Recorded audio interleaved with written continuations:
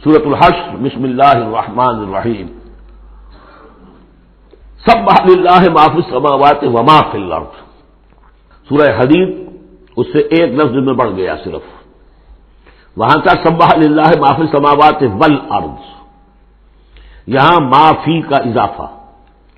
تسبیح کرتی ہے اللہ کی ہر وہ شے جو آسمانوں میں ہے اور ہر وہ شے جو زمین میں ہے. گویا کہ ایمفیسس بڑھ گیا. باقی وہی دو اسماء گرامی اللہ کے، وہو العزیز الحکیم، وہ العزیز ہے، زبردست ہے، اس کا اختیار مطلق ہے، اس میں کوئی چیکس اینڈ بیلنسز نہیں ہے، لیکن حکیم ہے، کمال حکمت والا. هو الذی اخرج الذین کفروا من اہل الکتاب من دیارہم لاول الحشر. اس میں اب یہ غزوہ بنی نذیر کا ذکر ہو رہا ہے. 3 قبیلے تھے مدینے میں جب حضور تشریف لائے ہیں، بنو قینقاع، بنو نذیر، بنو قریظہ. سب سے پہلے ان تینوں سے معاہدہ ہو گیا. سب سے پہلے شرارت کی تھی غزوہ بدر کے فوراً بعد، وہ بنو قینقاع نے کی تھی.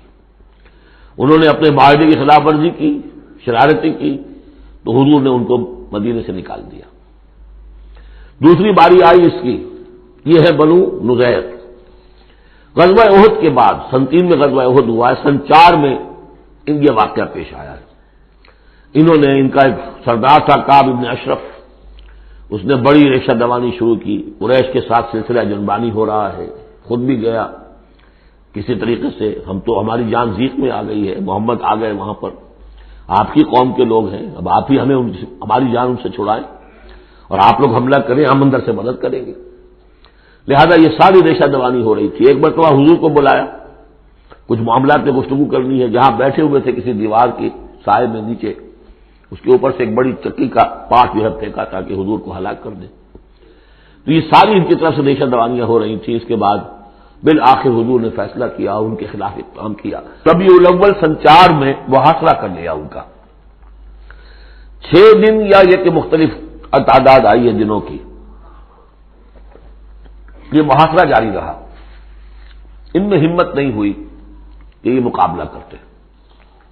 بالآخر انہوں نے سرنڈر کر دیا اور طے یہ پایا کہ انہیں جانے کی اجازت ہوگی اور جو سامان بھی یہ یہاں سے لے جا سکے. تو اب یہ ظاہر بات ہے کہ ان کے مکان تھے، وہ مکان بھی وہ گرا رہے تھے، کیواڑ ہی لے جائیں، وہ جو اوپر کڑیاں لگی ہوئی ہیں وہی لے جائیں. تو یہ سب کے سب جو پورا قبیلہ ہے نکل گیا، جو سامان اٹھا کر لے جا سکتے تھے وہ لے گئے. وہ تیسرا معاملہ جو ہوا پھر وہ بنو قریظہ کا ہوا، وہ غزوہ احزاب کے بعد ہوا، وہ ہم پڑھ چکے ہیں سورہ احزاب کے اندر. اس طرح ایک ایک کر کے تینوں قبائل نے یہود کے وعدہ خلافی کی اور پھر وہ اپنے کیفر کردار کو پہنچے. یہ بنی نذیر کا معاملہ ہے. هو الذی اخرج الذین کفروا من اہل الکتاب من دیارہم، وہی ہے جس نے نکال باہر کیا ان کافروں کو جو اہل کتاب میں سے تھے ان کے گھروں سے، لاول الحشر، پہلے جمع ہونے کے وقت. یعنی مسلمان بھی سمجھتے تھے کہ اتنی آسانی سے نہیں ہوگا معاملہ، جنگ ہوگی، یہ سامنے آئیں گے، میدان میں آئیں گے، جنگ ہوگی، خونریزی ہوگی. ان لوگوں کی بھی بڑی بڑکیں تھیں، پہلے تو بہت بڑکیں مارتے تھے کہ ہم یہ کر دیں گے، وہ کر دیں گے. مسلمانوں، قریش سے تمہاری جنگ ہوئی ہے، اگر بھی ہم سے اگر مقابلہ پیش آئے تو تمہیں معلوم ہوگا جنگ کسے کہتے ہیں، وغیرہ وغیرہ. یہ سورہ بنی اسرائیل، سورہ آل عمران کے بالکل شروع میں اس کا تذکرہ ہے. لیکن یہ کہ اول الحشر، یا تو اس کا مطلب یہ ہے کہ پہلی ہی مرتبہ جمع ہوئے ہیں مسلمانوں نے، آ کے محاصرہ کیا اور یہ نکل آئے اور ہتھیار رکھ دیے، یا اس سے مراد یہ ہے کہ پہلی مرتبہ تو یہ یہاں سے اب نکالے جا رہے ہیں، پھر ایک وقت آئے گا کہ یہ خیبر سے بھی کھڑے جائیں گے. حضرت عمر کے زمانے میں تو جزیرہ نما عرب کو خالی کرا دیا گیا عیسائیوں سے اور یہودیوں سے. پھر ایک اور حشر ہونے والا ہے، وہ قیامت کا حشر ہے. تو اول الحشر یہ ہے جو ہوا ہے، ان کے ساتھ پیش آیا. ما ظننتم ان یخرجوا، مسلمانوں تمہارا بھی گمان یہ نہیں تھا کہ وہ نکل جائیں گے اتنی آسانی سے. وظنوا، اور ان کا بھی یہ یقین تھا، انہم مانعتہم حصونہم، کہ ان کے جو قلعے ہیں وہ انہیں بچا لیں گے، ان کی حفاظت کریں گے، من اللہ، اللہ سے. فَأَتَاهُمُ اللَّهُ مِنْ حَيْثُ لَمْ يَحْتَسِبُوا، تو اللہ نے تو ان پر حملہ کیا وہاں سے جہاں سے انہیں گمان ہی نہیں تھا. یعنی ان کے دلوں میں روب ڈال دیا. باہر سے کچھ کرنے کی ضرورت نہیں اللہ کو، اللہ نے ان کے دلوں میں خوف پیدا کر دیا. وَقَذَفَ فِي قُلُوبِهِمُ الرُّعْبَ، ان کے دلوں میں اللہ تعالیٰ نے روب جو ہے وہ ڈال دیا. یخربون بیوتہم، اب دیکھ لو وہ خود اپنے گھر جو ہیں ان کی تخریب کر رہے ہیں، توڑ رہے ہیں، کوئی کیواڑ نکالنے کو، کوئی کھڑکی نکالنے کو، کوئی چوکٹ نکالنے کو، کوئی اور اوپر جو ہے کڑیاں اور شہتیر لے جانے کے لیے۔ یخربون بیوتہم بایدیہم، اپنے ہاتھوں سے بھی تخریب ہو رہی ہے، وایدی المومنین، اور اہل ایمان کے ہاتھوں سے بھی۔ فاعتبروا یا اولی الابصار، تو اے آنکھوں والوں عبرت حاصل کرو۔ یہ گویا کہ سنایا جا رہا ہے بنو قریظہ کو بھی، جب تم رہ گئے ہو، ایک رہ گیا، عبرت حاصل کرو۔ ولولا ان كتب اللہ علیہم الجلاء، اگر اللہ تعالیٰ نے پہلے سے یہ لکھ نہ دیا ہوتا کہ ان کو جلا وطن کیا جائے گا، لعذبہم فی الدنیا، تو انہیں اور سخت عذاب دیتا دنیا کی زندگی میں، ولہم فی الآخرۃ عذاب النار، اور آخرت میں تو ان کے لیے آگ کا عذاب ہے ہی۔ ذالک بانہم شاقوا اللہ ورسولہ، یہ اس لیے کہ انہوں نے اللہ اور اس کے رسول سے مخالفت کی، زدم زدہ کی۔ ومن یشاق اللہ فإن اللہ شدید العقاب، اور جو اللہ کے ساتھ، تو اس کے ساتھ زدم زدہ کرے، اللہ کے ساتھ اللہ کی مخالفت پر کمر کس لے، تو سمجھ لو کہ اللہ تعالیٰ تو پھر سزا دینے میں بہت سخت ہے۔ ما قطعتم من لینۃ او ترکتموها قائمۃ علی اصولها، جو بھی تم نے لینا، یہ ایک خاص قسم کے کھجور کا درخت ہوتا تھا لینا، ان کے جو یہ گڑھیاں تھیں، ان کے جو مکان تھے، حویلیاں تھیں، ان کے چاروں طرف جو ہے کھجوروں کے اس طرح کی بار سی جیسے لگی ہوئی تھی، ایک طرح کی فصیل کھجوروں کا درخت گھنے۔ تو جب مسلمانوں نے محاصرہ کیا تو بعض جگہوں سے انہوں نے کھجور کے یہ درخت کاٹے، اس لیے کہ حملہ کرنے کے لیے کھلی جگہ چاہیے تھی۔ تو انہوں نے پھر پروپیگنڈا بنایا، اسکینڈل بنا دیا، دیکھو یہ اللہ کے رسول بنے پھرتے ہیں اور یہ اہل ایمان اور یہ درخت کاٹ رہے ہیں۔ تو یہاں اللہ تعالیٰ نے اہل ایمان کے اس اقدام کی طرف ان کا جواز عطا فرمایا ہے کہ یہ تم نے صحیح کیا، تو غلط کام نہیں کیا۔ ما قطعتم من لینۃ او ترکتموها، تم نے جو بھی وہ کھجور کے درخت کاٹے یا جو بھی تم نے چھوڑ دیے انہیں، قائمۃ علی اصولها، جو اپنی جڑوں پر کھڑے ہوئے ہیں اب بھی، فباذن اللہ، یہ سب اللہ کے اذن سے ہوا ہے۔ یعنی اللہ کے رسول صلی اللہ علیہ وسلم نے اگر نہیں روکا ہے تو ان کا نہ روکنا گویا کہ اللہ کی طرف سے اس کی ایک منظوری اور اس کی طرف سے اللہ تعالیٰ کی طرف سے امپلائڈ جو ہے اس کی سینکشن ہے۔ ما قطعتم من لینۃ او ترکتموها قائمۃ علی اصولها فباذن اللہ ولیخزی الفاسقین، اور یہ اس لیے تھا تاکہ فاسقوں کو اللہ تعالیٰ رسوا کرے اور ذلیل و خوار کرے۔ اب اس سورہ مبارکہ کا یہ ایک اہم ترین مضمون آ رہا ہے، اور وہ ہے فے کا مال۔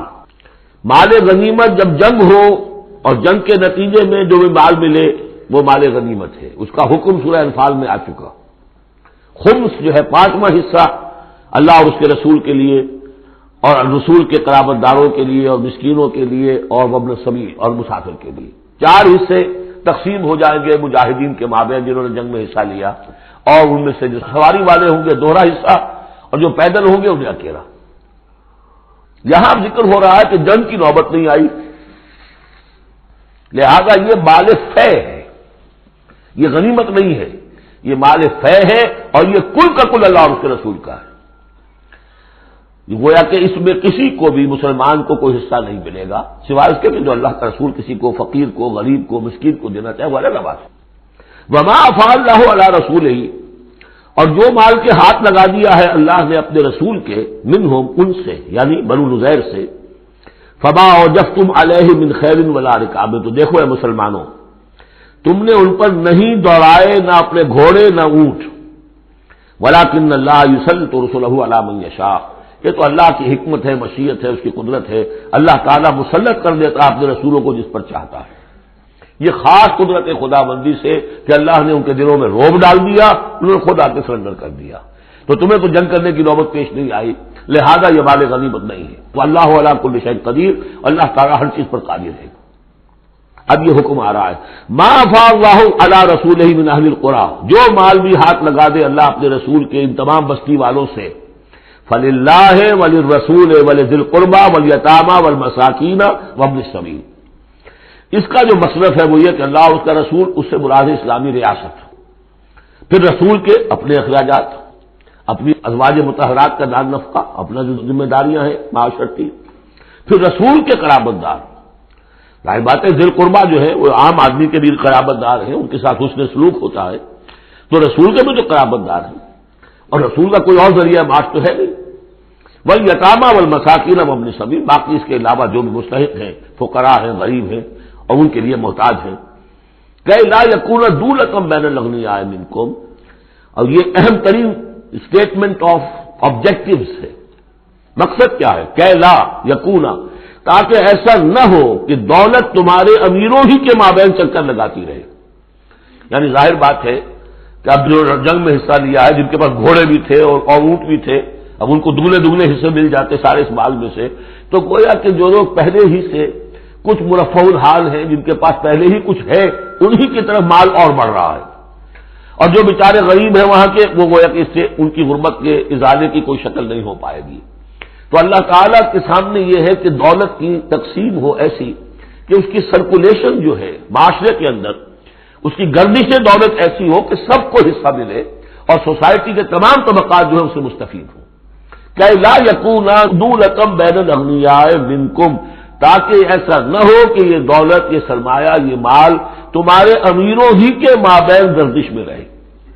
اس کی ایک سادہ سی مثال میں دیتا ہوں کہ ایک کروڑ پتی کی بیٹی لاکھوں روپے کا جہیز لے کے ایک کروڑ پتی کے بیٹے کے گھر چلی گئی. گویا کہ وہ لاکھوں روپے کے جہیز نے گردش تو کی، لیکن ایک کروڑ پتی سے نکل کے دوسرے کروڑ پتی کے یہاں چلی گئی. یہ دولت گردش کر رہی ہے اسی ایک اونچے طبقے کے اندر، پوری کے اندر جو ہے گردش ہو رہی. گردش ہے بھی اگر تو ان کے مابین ہونا یہ چاہیے کہ یہ سوسائٹی کے تمام طبقات کے اندر اس کا نفوذ ہو رہا ہو، سب کو اس سے فیض پہنچ رہا ہو، تاکہ یہ جو اس قدر جو ہے اونچ نیچ ہے، اتنی عدم مساوات ہے، وہ ختم ہو. وہ مساوات کے تمام انسان بالکل برابر کر دیے جائیں، وہ تو نہ کبھی ہوئی ہے نہ ہو سکتی ہے. وہ تو کمیونزم بھی مر گیا اور ایک دن کے لیے بھی اس مساوات کو قائم نہیں کر سکا.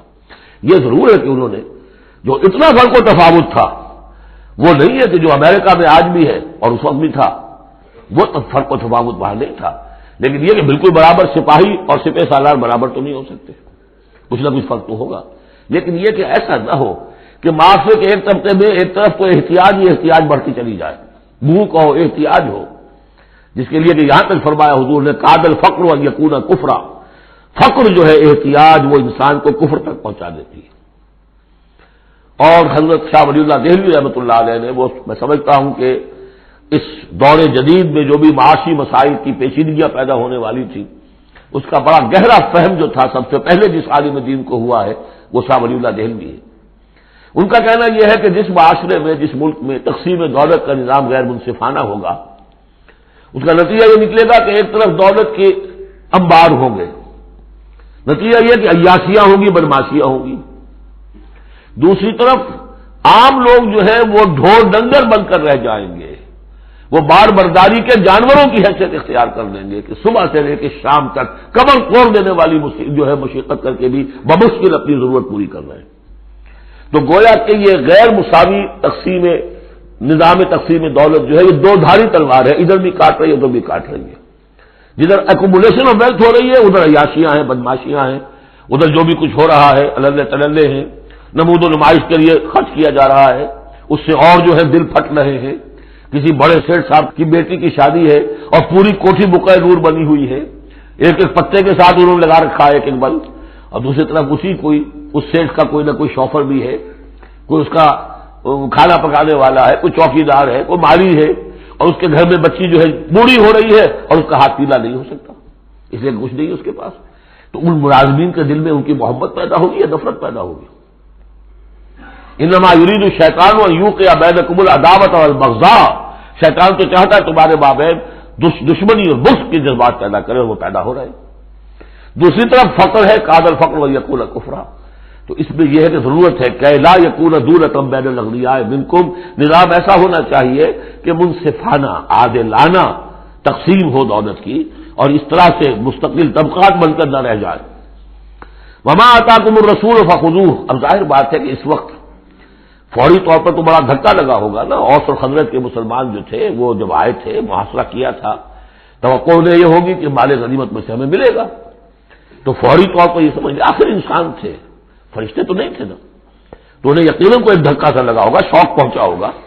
لہذا اب اس کے لیے جو بھی ایک ایمان کو ان کے جو ہے اپیل کیا جا رہا ہے، وما آتاکم الرسول فخذوہ، اور دیکھو جو رسول تمہیں دے دے وہ لے لو، وما نہاکم عنہ فانتہوا، اور جس چیز سے روک دے رک جاؤ.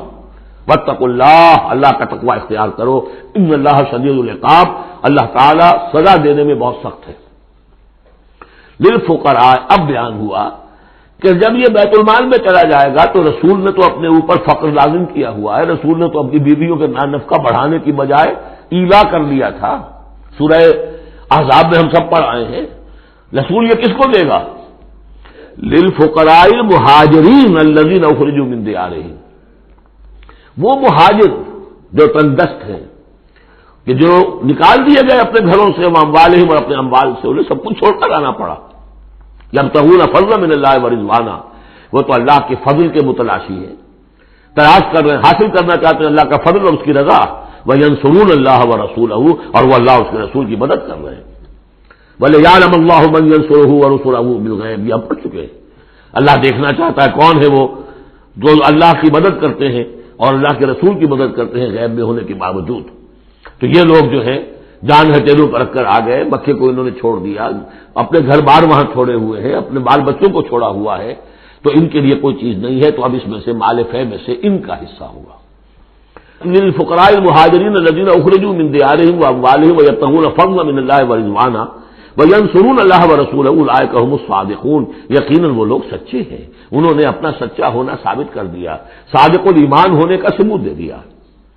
والذین تبوؤا الدار والایمان من قبلہم، اور جو لوگ گھروں میں آباد تھے اور جن کے پاس ایمان بھی تھا ان سے پہلے، یعنی ان کے آنے سے پہلے، یعنی انصار مدینے میں جو پہلے سے آباد تھے اور ان کے دلوں میں بھی ایمان پیدا ہو چکا تھا، وہ جب یہ مہاجرین آئے ہیں تو ان کا طرز عمل کیا تھا؟ جن کے دلوں میں ایمان تھا، یحبون من ہاجر الیہم، انہوں نے قطعاً گراں نہیں محسوس کیا کہ ہجرت کر کے لوگ آ گئے ہیں، ہماری معیشت پر بوجھ بن جائیں گے، ہمارے لیے جو ہے یہ آبادی جو ہے اتنی بڑی اور بڑھ رہی ہے، ان کے پاس کوئی دولت نہیں ہے، سرمایہ نہیں ہے، کوئی انویسٹمنٹ نہیں کر سکتے، تو بجائے اس کے کہ وہ یہ محسوس کریں کہ ہمارے اوپر تو یہ بہت بڑا بوجھ آ گیا، یحبون من ہاجر الیہم، وہ تو محبت کرتے ہیں ان سے جنہوں نے ہجرت کی ہے، ان کی طرف آئے ہیں ان کے ہاں، ولا یجدون فی صدورہم حاجۃ مما اوتوا، اور وہ نہیں پاتے اپنے سینوں کے اندر کوئی بھی حاجت، کوئی تنگی اس چیز پر کہ جو انہیں دی جا رہی ہے، کہ انہیں کیوں دیا جا رہا ہے،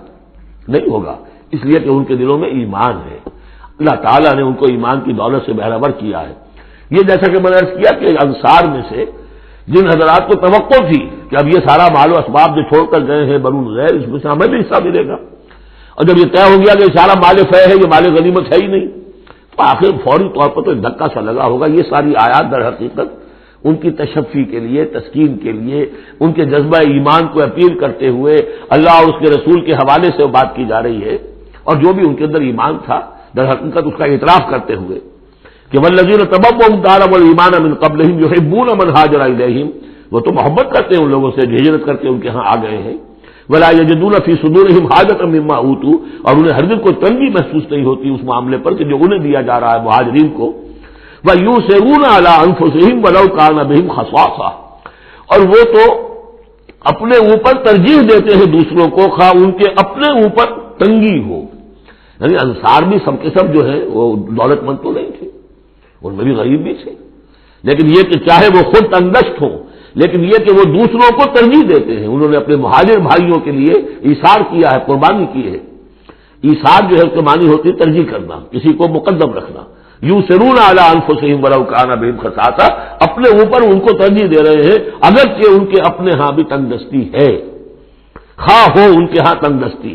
ومن یوق شح نفسہ فاولئک هم المفلحون، اور یقیناً جو کوئی بھی بچا لیا گیا اپنے جی کے لالچ سے وہ وہی ہے کہ جو فلاح پانے والے۔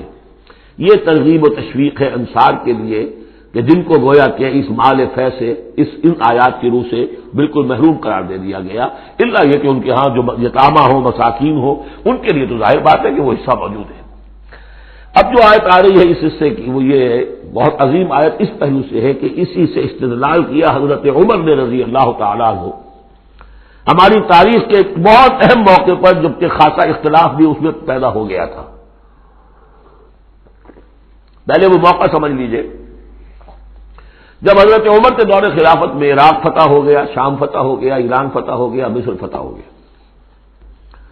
تو ایک فرٹائل کریسنٹ کہلاتا ہے مڈل ایسٹ کا، بہت زرخیز علاقہ، درمیان میں تو اگرچہ عراق کے اور شام کے ایک بڑا صحرا ہے لیکن کریسنٹ پاتا ہی ہو، بہت فرٹائل کریسنٹ۔ اب یہ جو مجاہدین تھے صحابہ کرام کتنے تھے؟ چند ہزار. ان کی طرف سے مطالبہ ہوا کہ یہ ساری زمینیں یہ مال غنیمت ہے، 1/5 رکھیے بیت المال کے لیے، 4/5 ہمارے اندر تقسیم کر دی. اگر ایسا ہو جاتا تو تاریخ انسانی کی عظیم ترین جاگیرداری پیدا ہو جاتی،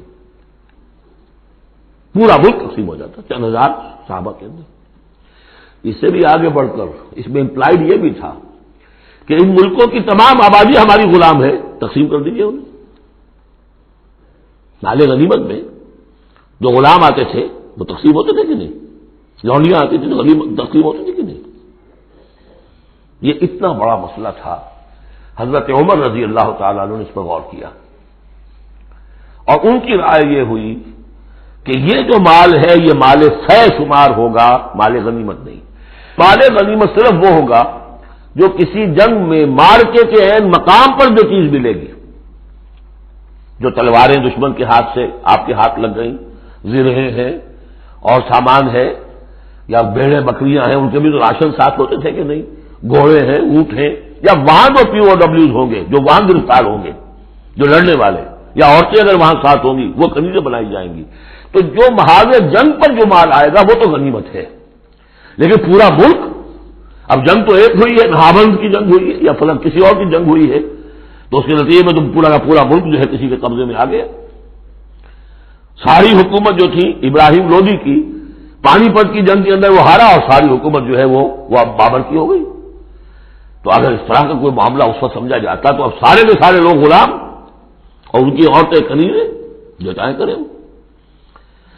اب اس پر جب حضرت عمر کی یہ رائے ہوئی اور اس کے لیے دلیل یہ لائے تھے، انہوں نے فرمایا کہ یہ جو فے کا حکم چلا آ رہا ہے اس میں ایک تو فرمایا گیا ما افاء اللہ علی رسولہ من اہل القری فللہ وللرسول ولذی القربى والیتامى والمساکین وابن السبیل.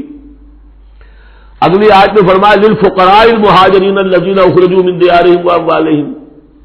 اسی کے ساتھ جوڑا انہوں نے اس آیت کو والذین جاؤوا من بعدہم، جو اور بعد میں آئیں گے.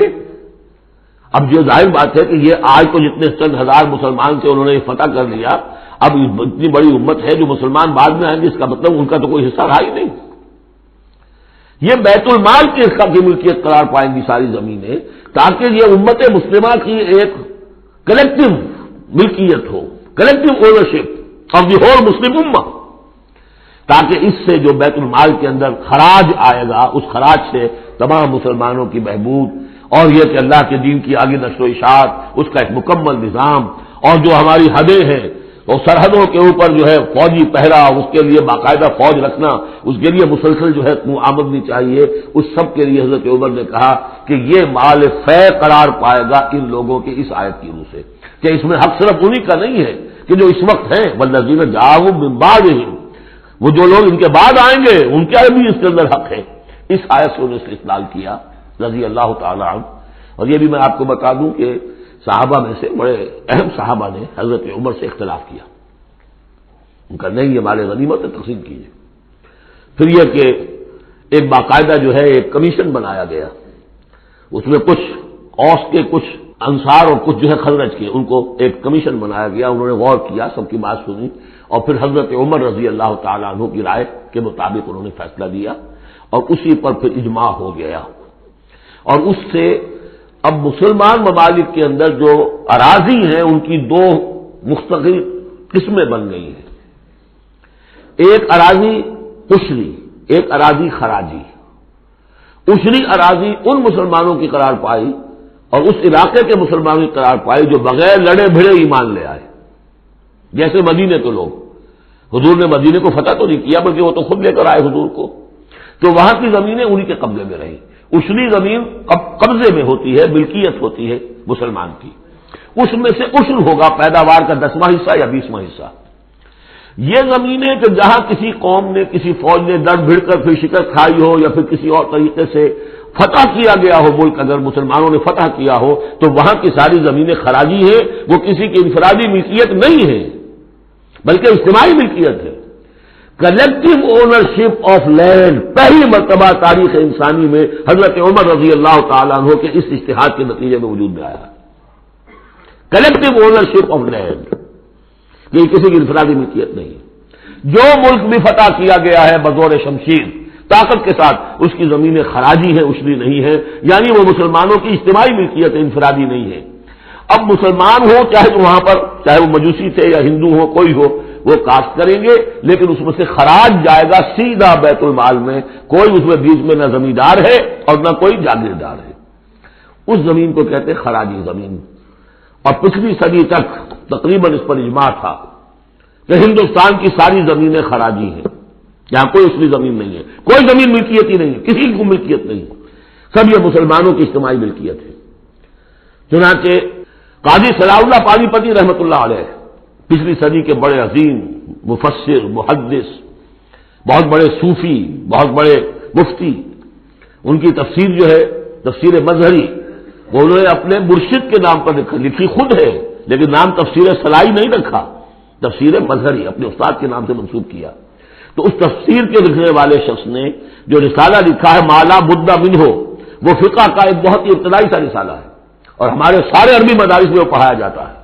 وہ فقہ کی تعلیم جو ہر مسلمان کو معلوم ہونی چاہیے، مالا بدہ منہ، اس میں صاف لکھا ہے ہندوستان میں کوئی زمین عشری ہے ہی نہیں، لہذا میں عشر کے مسائل اس میں لکھتا ہی نہیں، خام خواہ طلبا کے دلوں پر بوجھ پڑے، کیا ضرورت ہے، جبکہ یہاں اس کی اپلیکیشن بھی نہیں ہے۔ ہندوستان میں کوئی زمین جو ہے عشری نہیں، سب خراجی خراجی ہے، تو اس کا نتیجہ کیا نکلتا ہے کہ بالکل نیا بندوبست اراضی ہو سکتا ہے، ان جاگیرداروں سے زمین واپس لی جا سکتی، ملکیت ہی نہیں ہے ان کی یہ تو یہ کہ کبھی کسی شہنشاہ نے دے دی یا انگریزوں نے دے دی، کسی اور نے دے دی، ان کی ملکیت نہیں ہے، یہ خراجی زمینیں خراجی رہیں گی۔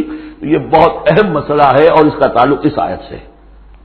والذین جاؤوا من بعدهم یقولون ربنا اغفر لنا ولاخواننا الذین سبقونا بالایمان، وہ یہ کہتے ہیں پروردگار ہمیں بھی بخش دے اور ہمارے ان بھائیوں کو بھی بخش دے جو ایمان میں ہم سے سبقت لے گئے، ہم سے پہلے تھے۔ ولا تجعل فی قلوبنا، اور ہمارے دلوں میں مت پیدا کر غلا، کوئی بھی کدورت، کوئی بھی بیر، للذین آمنوا، ان لوگوں کے لیے جو صاحب ایمان ہو۔ ربنا انک رؤوف الرحیم، پروردگار تو رؤوف ہے اور رحیم ہے۔ الم تر الی الذین نافقوا یقولون لاخوانهم الذین کفروا من اہل الکتاب لئن اخرجتم لنخرجن معکم ولا نطیع فیکم احدا ابدا وان قوتلتم لننصرنکم واللہ یشہد انہم لکاذبون، صدق اللہ العظیم۔ غزوہ بنی نذیر میں جو بھی رول اور کردار تھا یہود کا، پھر ان کا جو انجام ہوا، وہ سورہ حشر کی پہلے رکوع میں بیان ہو چکا ہے۔ ساتھ ہی یہ کہ ایک بہت اہم حکم جو ہے شریعت کا اموال فے کے بارے میں، وہ بھی پہلے رکوع میں ہم پڑھ چکے ہیں۔ اب اس موقع پر منافقین کا جو کردار سامنے آیا تھا، دوسرے رکوع میں اس کے بارے میں گفتگو ہو رہی ہے۔ الم تر الی الذین نافقوا، کیا تم نے دیکھا نہیں ان لوگوں کو کہ جو منافق ہیں، جن کے دلوں میں نفاق نے ڈیرے جما لیے ہیں۔ یقولون لاخوانهم الذین کفروا من اہل الکتاب، وہ کہتے رہے اپنے ان بھائیوں سے کہ جو اہل کتاب میں سے جنہوں نے کفر کیا تھا، ان کے بھائی تھے، دوست تھے، ان کے تعلقات تھے، جو اہل کتاب میں سے تھے، وہ کفر پر اڑے رہے، ان سے انہوں نے کہا تھا یہ لئن اخرجتم لنخرجن معکم، دیکھو اگر تمہیں کبھی مدینے سے نکالا گیا ہم تمہارے ساتھ نکلیں گے۔ وہ دوستیاں جو ان کے درمیان حلیفانہ روابط تھے، اگر تمہیں کہیں نکالا جائے گا تو ہم بھی نکلیں گے۔ ولا نطیع فیکم احدا ابدا، اور تمہارے معاملے میں کبھی بھی ہم کسی بھی شخص کی اطاعت نہیں کریں گے۔ یعنی ٹھیک ہے ہم ایمان تو لے آئے ہیں، مسلمانوں میں شامل ہو گئے ہیں، اور ہم محمد کا حکم مانتے بھی ہیں بعض معاملات کے اندر، لیکن یہ ہے کہ تمہارے ساتھ ہماری دوستی ہے وہ پختہ ہے، تمہارے ساتھ ہمارے حلیفانہ تعلقات ہیں وہ بہت قدیمی ہے، اور ہمارا تمہارے معاملے میں جو ہے ہمارا طرز عمل تبدیل نہیں ہوگا، اور اگر کوئی اقدام محمد نے صلی اللہ علیہ وسلم تمہارے خلاف کرنے کا فیصلہ کیا تو ہم اس میں ان کا ساتھ نہیں دیں گے۔ لَنَخْرُجَنَّ مَعَكُمْ وَلَا نُطِيعُ فِيكُمْ أَحَدًا أَبَدًا وَإِن قُوتِلْتُمْ لَنَنصُرَنَّكُمْ، اور اگر تمہارے ساتھ جنگ کی گئی تو ہم لازماً تمہاری مدد کریں گے۔ وَاللَّهُ يَشْهَدُ إِنَّهُمْ لَكَاذِبُونَ، اور اللہ گواہی دیتا ہے کہ وہ جھوٹ بول رہے تھے۔ لَئِنْ أُخْرِجُوا لَا يَخْرُجُونَ مَعَهُمْ، اگر وہ نکالے جائیں گے وہ ان کے ساتھ نہیں نکلیں گے۔ وَلَئِنْ قُوتِلُوا لَا يَنصُرُونَهُمْ، اور اگر ان سے جنگ کی جائے گی تو وہ ان کی مدد نہیں کریں گے۔ وَلَئِن نَصَرُوهُمْ لَيُوَلُّنَّ الْأَدْبَارَ، اور اگر کہیں ان کی مدد کر بیٹھیں گے تو فوراً بھاگیں گے، پیچھے دکھا دیں گے۔ ثُمَّ لَا يُنصَرُونَ، اور پھر ان کی کہیں سے مدد نہیں ہو سکے گی۔ یعنی اگر ان میں جمع مردی ہوتی تو یہ سچے مسلمان ہی کیوں نہ بن گئے ہوتے؟ ایمان لائے تھے، اگر ہمت ہوتی ان میں، کوئی قوت ارادی ان کی صحیح ہوتی، کوئی غیرت اور حمیت ہوتی، کوئی اپنی ہی ذات کی عزت کا کوئی خیال ہوتا، تو یہ ہر سے بادہ بات پھر ایمان لانے کے بعد ان کا طرز عمل جو ہے کیوں نہ وہی ہو جاتا کہ جو اہل ایمان کا تھا۔ بودے ہیں، بودے ہونے کی وجہ سے تو نفاق پیدا ہوا ان میں۔ اب اگر یہ کہتے ہیں کہ ہم تمہاری مدد کریں گے اور لازماً لڑ جائیں گے، ہر ایک سے لڑ جائیں گے، تو یہ سب جھوٹ ہے۔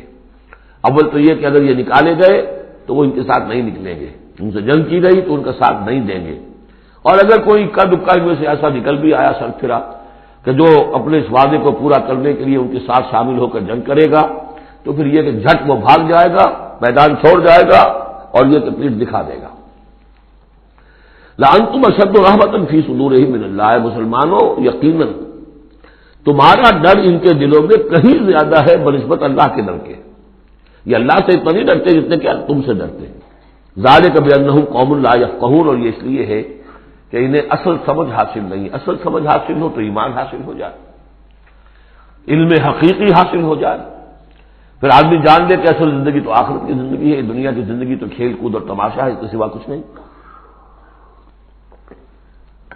لا یقاتلونکم جمیعا، یہ کبھی بھی جنگ نہیں کریں گے تمہارے خلاف مل کر، الا فی قرى محصنۃ، مگر یہ کہ کہیں ایسی بستیوں میں کہ جن کو پوری طرح فورٹیفائڈ ہوں، جن کی کہ فصیلیں کھڑی ہوں، مضبوط ہوں، ان کے اندر سے ہو کر جنگ کریں گے۔ او من ورائے جدر، یا دیواروں کے پیچھے سے۔ باسہم بینہم شدید، ان کے آپس کے جھگڑے جو ہے وہ بہت سخت ہے۔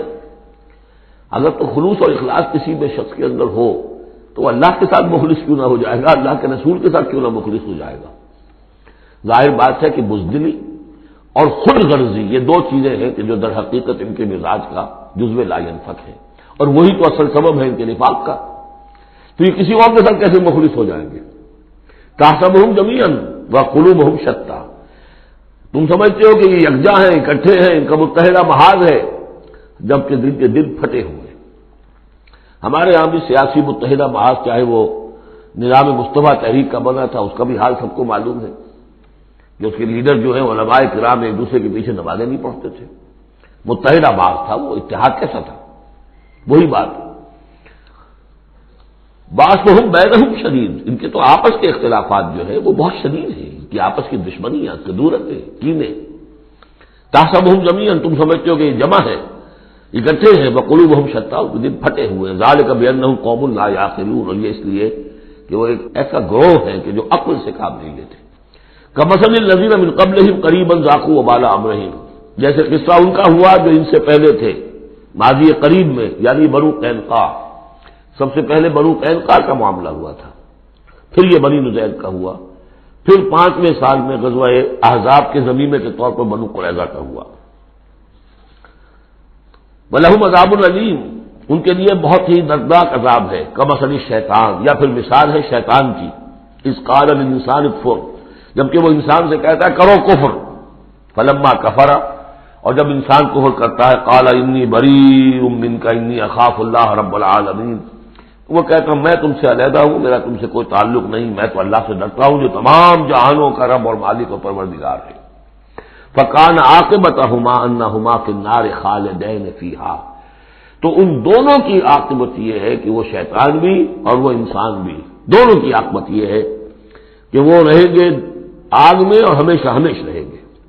وذالک جزاء الظالمین، اور یہی ہے ظالموں کا بدلہ، جیسا کہ سورہ قاف میں ہم پڑھ چکے ہیں کہ وہ قرین جو ہوگا، اس گناہگار کافر اور مشرک کا جو قرین ہوگا، وہ جب لے کر آئے گا، حاضر کرے گا، قال قرینہ ھذا ما لدی عتید، اور اللہ تعالیٰ کی طرف سے حکم آئے گا فرشتوں کو القیا فی جہنم کل کفار عنید، تو وہ کیا کہے گا ربنا ما اطغیتہ ولکن کان فی ضلال بعید، اور اللہ تعالیٰ فرمائیں گے لا تختصموا لدی وقد قدمت الیکم بالوعید ما یبدل القول لدی وما انا بظلام للعبید۔ تیسرا رکوع اور آخری رکوع جو ہے سورہ حشر کا، یہ پھر قرآن مجید کا ایک بہت اہم مقام ہے۔ میں آج سوچ رہا تھا کہ میں بار بار جو کہتا ہوں آپ سے، یہ قرآن کا بہت اہم مقام ہے، یہ قرآن کا بہت اہم مقام ہے، تو اس کی بھی ایک حقیقت سمجھ لیجئے۔ قرآن حکیم میں تو کوئی ایک حرف اور ایک لفظ بھی غیر اہم نہیں ہے، البتہ مختلف اعتبارات سے مختلف مقامات کی ایک ریلیٹیولی زیادہ اہمیت ہے۔ بعض مقامات حکمت کے ہیں، بعض مقامات جو ہے وہ فلسفیانہ ہے، بعض مقامات وہ ہیں کہ جو جدید سائنس کے حوالے سے بڑے اہم ہیں، بعض مقامات وہ ہیں جو روح دین سے بحث کرتے ہیں، بعض مقامات وہ ہیں جو ایمان کی ماہیت کو واضح کرتے ہیں، ایمان کیا ہے۔ تو اس اعتبار سے یقیناً مختلف مقامات جو ہیں وہ مختلف اعتبارات سے اور حیثیتوں سے وہ زیادہ اہمیتوں کے حامل ہیں۔ اب یہ جو 4 آیتیں ہیں، 7 آیتیں ہیں اس رکوع کی، تیسرے رکوع کی، اس میں فلسفہ، تصوف، پھر یہ کہ اس میں سب سے بڑا جو آ رہا حصہ وہ یہ ہے کہ جیسے 6 آیتیں سورہ حدید کی تھی کہ جن میں اللہ کے اسماء و صفات کا ذکر ہے، جن میں میں تفصیل سے گفتگو نہیں کر سکا اور نہ اس کا موقع تھا، میرے کیسز میں ہے، تو اسی طرح کا ہم وزن جو ہے 3 آیتیں آ رہی ہیں سورہ حشر کے آخر میں۔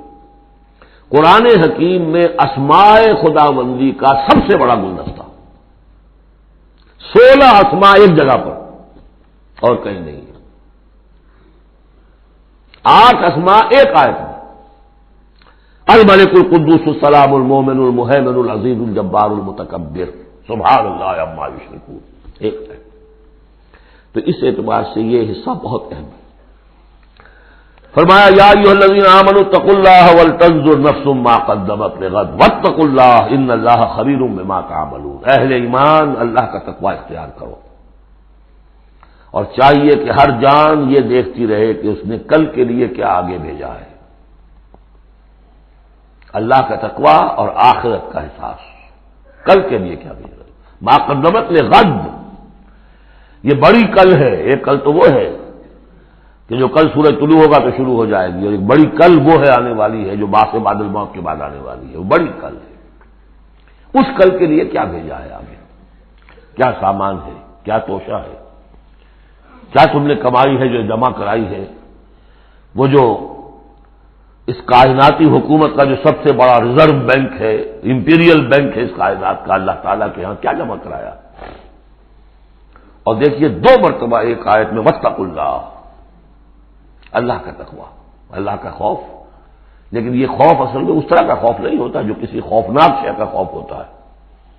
ایک ہے شیر کا خوف یا سانپ کا خوف، ایک خوف والد کا خوف ہوتا ہے، وہ محبت کے تحت ہوتا ہے، میرے والد جو ہے ناراض نہ ہو جائے، میں اپنے والد کے احساسات اور جذبات کو مجروح نہ کر بیٹھوں، وہ مایوس نہ ہو جائے مجھ سے، اللہ ناراض نہ ہو جائے، یہ خوف۔ یا ایھا الذین آمنوا اتقوا اللہ ولتنظر نفس ما قدمت لغد واتقوا اللہ ان اللہ خبیر بما تعملون، یقیناً جو کچھ تم کر رہے ہو اللہ اسے باخبر ہے۔ اگلی آیت ہے جسے علامہ اقبال نے قرار دیا کہ ان کے فلسفہ خودی کی سورس یہ ہے۔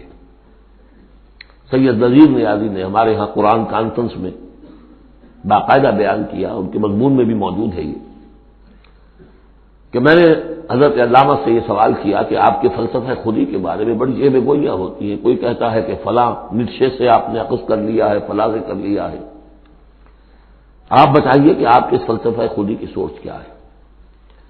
تو علامہ نے فرمایا کہ اچھا کل آ جانا فلاں وقت۔ تو کہتے ہیں کہ میں اتنا خوش رہا کہ شاعر مشرق اور حکیم الامت مجھے یہ اعزاز بخش رہے ہیں کہ میں جاؤں گا اور وہ مجھے ڈکٹیٹ کرائیں گے کہ میرے فلسفہ خودی کی سورس کیا ہے۔ تو میں گیا اور بہت خوش خوش گیا، پینسل کاپی لے کر گیا، میں گیا کہ ذرا قرآن مجید اٹھا لاؤ، تو ایک تو مجھ پر وہ ویسی پڑ گئی، پھر کہا کہ ذرا کھولو سورہ حشر نکالو اور یہ آیت پڑھو، ولا تکونوا کالذین نسوا اللہ فانساہم انفسہم اولئک ھم الفاسقون، یہ ہے میرے فلسفہ خودی کی سورس۔ دیکھنا مسلمانوں، ان لوگوں کی طرح نہ ہو جانا جنہوں نے اللہ کو بھلا دیا، تو اللہ نے انہیں اپنے آپ سے غافل کر دیا۔ فانساہم انفسہم، اس کے کیا معنی؟ کیا کوئی خدا سے غافل جو اپنے آپ کو بھول جاتا ہے؟ اپنے پیٹ کا خیال نہیں رہتا اس کو؟ اپنے جسم میں کوئی پھوڑا نکل آئے تو علاج نہیں کراتا؟ کس چیز سے غافل ہے؟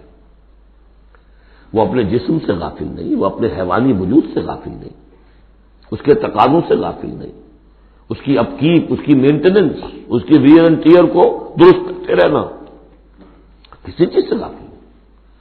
معلوم ہوا کہ اس حیوانی وجود کے علاوہ کوئی حیثیت ہے انسان کی، اصل حقیقت، جس کو انسان بھول جاتا۔ اور یہ ہم پڑھ چکے ہیں، سورہ مجادلہ کے اندر بھی الفاظ آئے تھے کہ شیطان نے انہیں اللہ کو بھلا دیا۔ فَأَنْسَاهُمْ ذِكْرَ اللَّهِ اسْتَحْوَذَ عَلَيْهِمُ الشَّيْطَانُ فَأَنْسَاهُمْ ذِكْرَ اللَّهِ، شیطان نے ان پر قابو پا لیا ہے اور انہیں بھلا دیا ہے، اللہ کے ذکر سے غافل کر دیا ہے۔ تو جو لوگ اللہ کو بھلا دیتے ہیں وہ اپنے آپ سے، اپنی اصل حقیقت سے غافل ہو جاتے ہیں۔ وہ اپنے آپ کو کیا سمجھتے ہیں؟ حیوان۔ اور آج کا ہماری جو تہذیب کا جو مرکزی نقطہ ہے آج کا گلوبل سویلائزیشن کا، کہ انسان نرا حیوان ہے، اور اس میں سب سے بڑا پارٹ پلے کیا ہے ڈاروین کے نظریہ ارتقاء نے۔ حیوان جیسے اور حیوان ہے ویسا حیوان انسان ہے۔ اتنا ہی فرق ہے نا جتنا گھوڑا اور گدھا۔ گدھا ذرا کوس قسم کا ہے، ذرا گٹیا رف قسم کا جانور ہے، اور ذرا گھوڑا فائن ہے، ریفائنڈ ہے، تمکنت والا۔ باقی بنیادی فرق کیا ہے گدھے میں اور گھوڑے میں؟ اسی طرح گوریلا اور شمپینزی اور انسان، کیا فرق ہے؟ اتنا ہی فرق ہے جتنا گدھے اور گھوڑے میں ہے، اتنا ہی گوریلا اور شمپینزی اور انسان میں ہے، کوئی فرق نہیں۔ وہی موٹیوز جو ان کے ہیں وہی موٹیوز ان کے ہیں، سارے وہی موٹیوز ہیں۔ سائیکالوجی ہے تو اسی پر چل رہی ہے، جو محرکات عمل ہے انسان کے وہ وہی ہے جو حیوان کے، کوئی اور ہے نہیں۔ یہ ہے اصل میں اس دور کا المیہ، اللہ کو بھول جانا اور اپنی اصل حقیقت یعنی روح۔ اللہ کو بھلاؤ گے تو تمہارے اندر جو ڈیوائن ایلیمنٹ اس میں پھونکا تھا اس سے غافل ہو جاؤ۔ اب کیا رہ گئے تم میرے حیوان؟ میں نے آپ کو اس سے پہلے بھی وہ اپنشد کا جملہ سنایا ہے، man in his ignorance identifies himself with the material sheaths which encompasses real self۔ Real self تو میری انا ہے، میری خودی ہے، اور یہ انا خودی فلسفیانہ الفاظ ہے کس شے کے لیے؟ وہ جو روح ہے میرے اندر ہے، نور تجلی بھی اسی خاک میں پنہاں، غافل تو نرا صاحب ادراک نہیں ہے۔ نقطۂ نوری کے نام او خودی، زیر خاک ماں شرار زندگی، لیکن اس سے غافل، جب اس سے غافل حیوان رہ گئے۔ جب حیوان ہو گئے اولئک ھم الفاسقون، تو حیوان کے لیے تو کوئی مورل لا ہے نہیں۔ اور ارلی فرینچ لٹریچر جو ہے پچھلی سینچری کا وہ سارا اسی پر بیسڈ ہے۔ وہ ساری دلیل یہاں سے لاتے ہیں کہ انسانوں نے اپنے اوپر قیدیں لگا لی ہیں، بیوی بیٹی ماں میں فرق کرنا، حیوانات میں کوئی فرق کرتا ہے؟ نیوڈسٹ کلب سے اگر پوچھے کہتے ہیں حیوانات میں سے کوئی لباس پہنتا ہے کہ انسان نے خواب کا تکلف ایجاد کر لیا؟ ان کے لیے سورس ہے وہی حیوانوں کی زندگی، انہی سے سبق حاصل کرو۔ یہ ہے انسان کے اندر صرف حیوان نہیں ہے، جیسے کہ شیخ سعدی نے کہا تھا آدمی زیادہ طرفہ معجون است از فرشتہ سرشتہ وز حیوان۔ یہ جو انسان ہے آدم زاد، یہ ایک معجون مرکب ہے، اس میں فرشتہ بھی، سرشتہ کہتے ہیں گوندنے کو، آٹے کو پانی کو ملا کر گوندتے ہیں آپ، یکجان کرتے ہیں، تو از فرشتہ سرشتہ وز حیوان، اس میں ایک فرشتہ بھی ہے ایک حیوان بھی ہے، دونوں گندے ہوئے۔ فرشتہ ہے روح، عالم امر کی شے، اور وہ نور سے پیدا کیا۔ روح بھی روح عالم امر کی شے، یہ سلون کلی روح خود روح من امر ربی، یہ بھی نور سے پیدا کی گئی، نقطۂ نوری یہی ہے۔ تو ولا تکونوا کالذین نسوا اللہ فانساہم انفسہم اولئک ھم الفاسقون۔ لا یستوی اصحاب النار واصحاب الجنہ، دیکھو برابر نہیں ہو سکتے آگ والے اور جنت والے، اصحاب الجنت ھم الفائزون، یقیناً جنت والے ہی کامیاب ہوں گے۔ اللہم ربنا اجعلنا منہم، اللہم ادخلنا الجنۃ مع الابرار، اللہم اجرنا من النار یا مجیر یا مجیر یا مجیر۔ اس کے بعد آیت آئی ہے قرآن مجید میں عظمت قرآن کے بیان میں عظیم ترین آیت، لو انزلنا هذا القرآن على جبل لرأيته خاشعا متصدعا من خشیۃ اللہ، اگر ہم اس قرآن کو اتار دیتے کسی پہاڑ پر تو تم دیکھتے کہ وہ دب جاتا، متصدعا پھٹ جاتا، من خشیۃ اللہ، اللہ کے خوف سے۔ میں نے جو شروع میں تعارف قرآن پر جو گفتگو کی تھی اس میں اس کا حوالہ دیا تھا عظمت قرآن کے لیے۔ قرآن ایز سچ، قرآن فی نفسہ ہی اس کی عظمت کیا ہے، ایک ہے قرآن کی افادیت کیا ہے، دو چیزیں جدا ہے، ایک فی نفسہ ہی وہ کیا ہے، اس کی عظمت کیا ہے، ایک یہ کہ اس کا فائدہ کیا ہے، افادیت کیا ہے۔ افادیت پر بس ہم آیت پڑھ چکے، لیکن خاص طور پر دو آیتیں سورہ یونس کی، یا ایھا الناس قد جاءتکم موعظۃ من ربکم وشفاء لما فی الصدور وہدی ورحمۃ للمؤمنین قل بفضل اللہ وبرحمتہ فبذلک فلیفرحوا ھو خیر مما یجمعون۔ لیکن قرآن فی نفسہ ہی، اگر ہم اسے اتار دیتے کسی پہاڑ پر تو تم دیکھتے کہ وہ دب جاتا، پھٹ جاتا۔ اور اس کے لیے میں تشریح کر چکا ہوں، سورہ اعراف میں جو معاملہ ہوا تھا کہ حضرت موسیٰ علیہ السلام نے عرض کیا تھا اللہ سے رب ارنی انظر الیک، اور اللہ نے فرمایا کہ تم مجھے نہیں دیکھ سکتے، لن ترانی ولکن انظر الی الجبل فإن استقر مکانہ فسوف ترانی، ذرا اس پہاڑ کو دیکھو، ہم اپنی تجلی اس پر ڈالیں گے، اگر وہ سہار جائے، کھڑا رہ جائے اپنی جگہ پر، برداشت کر جائے تو تم بھی سمجھنا کہ ہاں ہمیں دیکھ سکو گے۔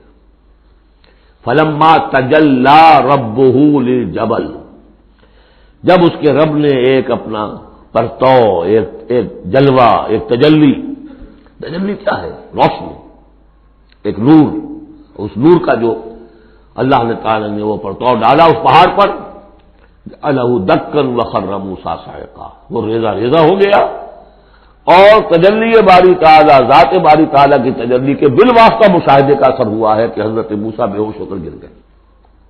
اب نوٹ کیجئے، یہ بالکل وہی بات ہے جو تمثیل کی شکل میں آ رہی ہے۔ فرق کیا ہے؟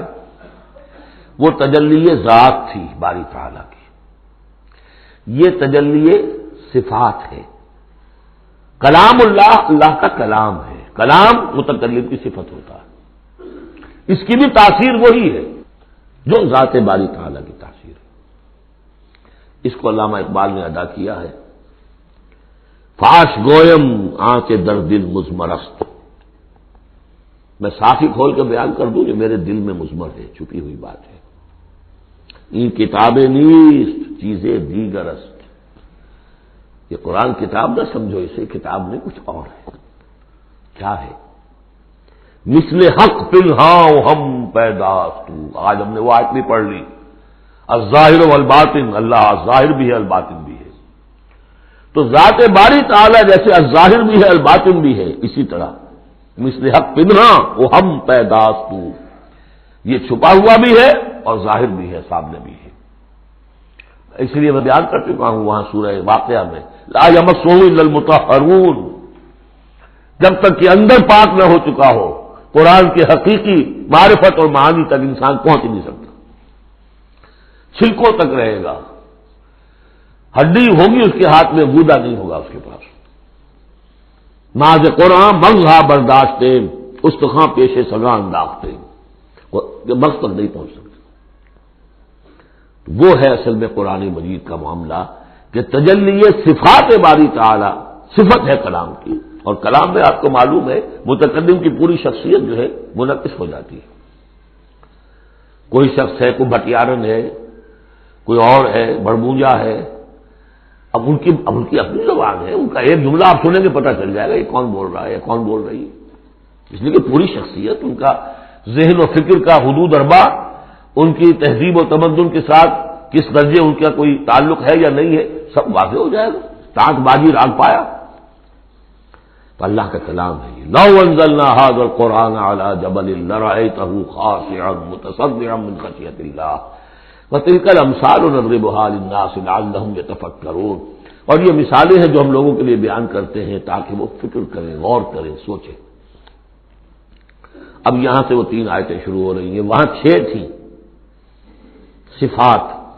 صفات اور اسماء ہمارے ہاں جو ایمان کے لیے جو یاد کیے ہوں گے آپ نے، اگر اللہ تعالیٰ نے بچپن میں یہ موقع آپ کو دیا ہو تو ایمان مجمل، ایمان مفصل۔ ایمان مجمل کے الفاظ کیا ہے؟ آمنت باللہ کما ہوا باسمائہ و صفاتہ وقبلت جمیع احکامہ۔ تو اسماء اور صفات باری تعالیٰ کے موضوع پر سورہ حدید کی پہلی 6 آیات، یہ قرآن مجید کا ذروہ سنام ہے، چوٹی۔ سنام چوٹی، ذروہ کہتے ہیں اونٹ کے کوہان کو، کوہان کی بھی اونچی جو سب سے نمایاں شے ہوتی۔ اسماء پر یہ سب سے بڑا گلدستہ ہے۔ اور ایک خاص بات جو میں نے وہاں نوٹ نہیں کرائی تھی آپ کو، سورہ حدید میں واحد مقام ہے قرآن مجید کا جہاں اسماء باری تعالیٰ کے مابین حرف عطف واو آیا ہے، هو الاول والآخر والظاہر والباطن، اور کہیں نہیں ہے۔ 4 اسماء آئے ہیں سورہ جمعہ کے شروع میں، یسبح للہ ما فی السماوات و ما فی الارض الملک القدوس العزیز الحکیم، کوئی حرف واو نہیں۔ اور 8 اسماء آئیں گے یہاں پر، الملک القدوس السلام المومن المہیمن العزیز الجبار المتکبر، کوئی حرف واو نہیں۔ وہو العزیز الحکیم، یہ نہیں هو العزیز والحکیم نہیں۔ اس کی وجہ کیا ہے؟ اللہ تعالیٰ کے تمام اسماء، اللہ کی تمام صفات اس کی ذات میں بیک وقت موجود ہیں۔ واو میں تو مغایرت پیدا ہو جاتی ہے، واو میں تراخی پیدا ہو جاتی ہے، لیکن یہاں کیوں آئے سورہ حدید میں؟ اس لیے کہ اول و آخر بیک وقت نہیں ہو سکتے، وہ حال عقلی ہے۔ ظاہر و باطن ایک وقت نہیں ہو سکتے ہیں، میرا ظاہر میرا باطن یہ تو ایک ہی وقت میں موجود ہے۔ قرآن کا ظاہر اور قرآن کا باطن ایک وقت میں موجود ہے، اول و آخر ایک نہیں ہو سکتے، اس لیے وہاں واو لایا گیا، هو الاول والآخر والظاہر والباطن۔ بہرحال اب یہاں پر نوٹ کیجیے، هو اللہ الذی لا الہ الا هو، وہی ہے اللہ جس کے سوا کوئی الہ نہیں، عالم الغیب والشہادہ، جاننے والا ہے کھلے کا اور چھپے کا، وہ بھی جو تمہارے سامنے ہے اور وہ بھی کہ جو تمہاری نگاہوں سے پوشیدہ ہے۔ اس لیے کہ غیب اور شہادہ جو ہے یہ ہمارے اعتبار سے، اللہ کے اعتبار سے نہیں، وہی ہے اللہ کے جس کے سوا کوئی الہ نہیں۔ هو اللہ الذی لا الہ الا هو عالم الغیب والشہادہ، یہ بھی ایک نام کی حیثیت سے شمار ہوتا ہے، جو اسماء 99 گنے جاتے ہیں، عالم الغیب والشہادہ یہ ایک نام ہے اللہ کا۔ اور میں عرض کر رہا تھا کہ اللہ کے لیے سب شہادہ ہی شہادہ، غیب ہے ہی نہیں۔ اس نقطے کو یہاں سمجھ لیجئے، اس لیے کہ یہ سورہ جن میں آئے گا پھر دوبارہ، اور بہت اہم طریقے پر آئے گا۔